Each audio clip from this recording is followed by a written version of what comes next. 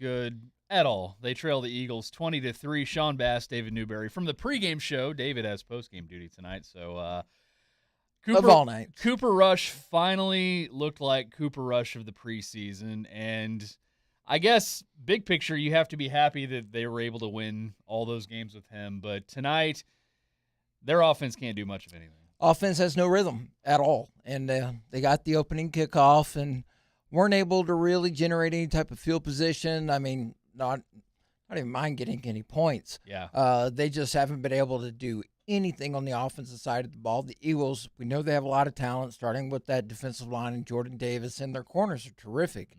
But there's been no running game, which Dallas desperately needed to get going tonight to try to shrink this game.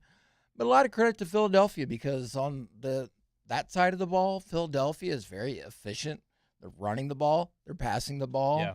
They're doing a little bit of everything. And then Dallas comes right back. Turnovers and a bad mistake by the coaching staff. Yeah, the defense had to be gassed somewhat. I mean, Yep. 15 plays, 80 yards, and Philadelphia had a big fourth down conversion on an RPO.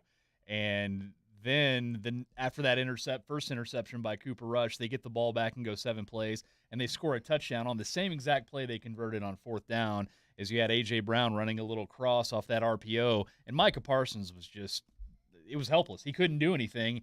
And it's interesting to see how when they have Micah Parsons lined up on the right side, or the Eagles' right side of the line, they're doing things to attack him in that RPO game. Yeah, they're making him choose. They're giving him something to think about with a lot of eye candy. There's motion that comes towards him, and that there's not anyone that's going with the receiver behind Micah Parsons. So theoretically, that guy going in motion is Parsons' guy. Yeah. And if he doesn't go with him, then Jalen Hurts would just pull the ball down and run. So it's a darn if you do, darn if you don't. But again, when Dallas had a chance to make a play, they looked like they picked up a third down with CeeDee Lamb, but they decided not to challenge the play. And it's weird because they decided to run up to the line like it was a late situation to where it's one of those situations where a team gets a first down and they don't want it to be looked at, like they were hurrying to the line to run the play. Around. Yeah, right. And why they didn't take their time or throw a challenge flag, I don't know. Then to be fourth and less than 1, and you have Ezekiel Elliott. Hell, a Cooper Rush quarterback sneak would have been a fine play too. But they decided to run a bootleg, which if Dak is here running a bootleg, I don't have too big of a problem with that. But Cooper Rush is not Dak Prescott, and Cooper Rush threw another bad pass. And there was a number of guys he's had open tonight, and some of those balls have sailed on him. Yeah, and that basically counts as your third turnover. He's had 2 interceptions tonight. Right. One was a late pass to Gallup that ended up getting tipped.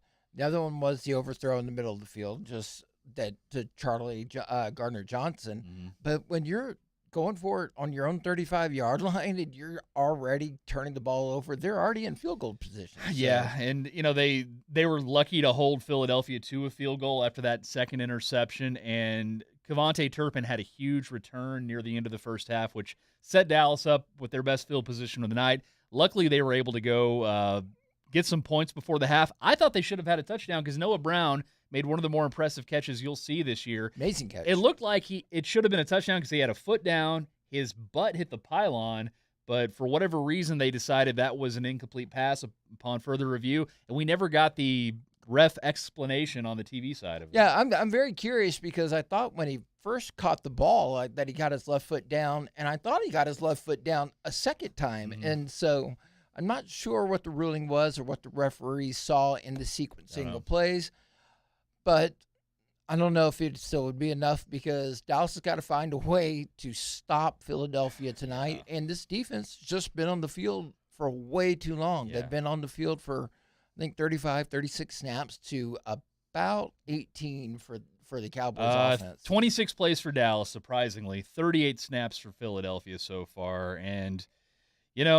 I wish Dallas could have got a touchdown to make things more interesting there heading into the second half, but Philly's going to get the ball right away. Dallas needs a quick 3-and-out or something like that because, hell, some people are clamoring to see Will Grier to come in and see if he can do something with this offense because Cooper Rush just has been preseason Cooper Rush so far. Exactly. A little bit about what we expected going into week 2, but all things considered, even if Dallas goes on to lose this game, You're 4-2 with your starting quarterback coming back.